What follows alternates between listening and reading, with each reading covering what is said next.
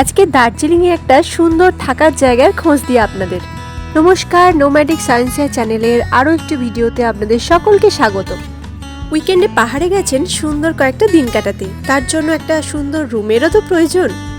তাই ভিডিওটা স্কিপ না করে শেষ পর্যন্ত দেখতে থাকুন। এনজিবি থেকে পৌঁছে যান দার্জিলিংয়ের চকবাজার, ঠিক বাটার সামনে। আর এই বাটার বিল্ডিংটার উপরেই কিন্তু রয়েছে আমাদের থাকার জায়গা।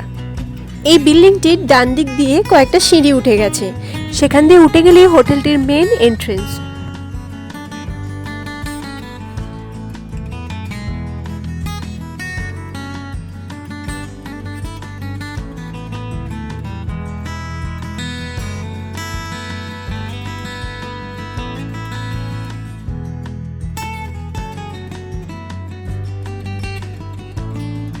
এই সিঁড়ি দিয়ে উঠে গেলেই বাঁ দিকে পড়বে আবার সিঁড়ি, সেই সিঁড়ি দিয়ে থার্ড ফ্লোরে উঠে যেতে হবে, কারণ ফার্স্ট ফ্লোর এবং সেকেন্ড ফ্লোর দুটোতেই কিন্তু রয়েছে কয়েকটি দোকান, আর এখানে কোনো রকম লিফটের ব্যবস্থা কিন্তু ছিল না। আজকে দার্জিলিংয়ে আমাদের থাকার জায়গা এলিট হোটেলস।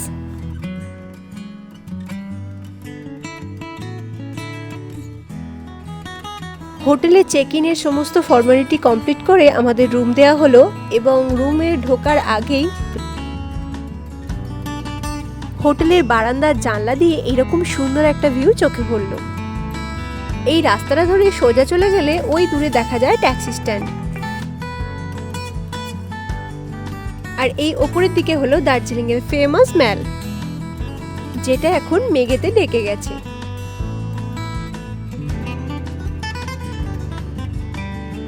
হোটেলে আমাদের যে রুমটা দেয়া হয়েছিল সেই রুমটা কিন্তু ছিল ভীষণই বড়, এবং একটা ছিল কিং সাইজের বেড, আর জানলা দিয়ে একটা সুন্দর ভিউ পাওয়া যায়। কিন্তু আমরা যেহেতু বর্ষাকালে গেছিলাম সেহেতু আমরা কোনো রকম ভিউ পাইনি, মেঘে পুরোটাই ঢাকা ছিল। এই হোটেলটি থেকে ম্যাল কিন্তু খুব একটা দূরে নয়, পায়ে হেঁটে মাত্র 2-3 মিনিটেই আপনি পৌঁছে যেতে পারেন ম্যালে। হোটেলের স্টাফদের ব্যবহারও কিন্তু ছিল খুবই সুন্দর, এবং হোটেলটি ছিল কিন্তু খুব পরিষ্কার পরিচ্ছন্ন। ডেসক্রিপশন বক্সে এই হোটেলের ম্যাপের লিঙ্কটি আমি দিয়ে রাখবো, আপনারা দরকার পড়লে চেক করে নিতে পারেন।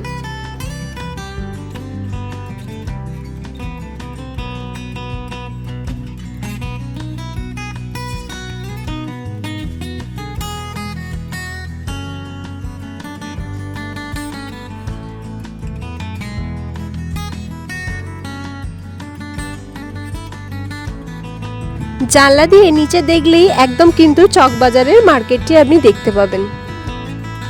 কি আজকের ভিডিওটি কেমন লাগলো? যদি ভালো লেগে থাকে অবশ্যই একটা লাইক এবং শেয়ার করতে ভুলবেন না। দেখা হবে আরেকটি নতুন ভিডিওতে আপনাদের সাথে। ততদিনে ভালো থাকবেন, সুস্থ থাকবেন। ধন্যবাদ।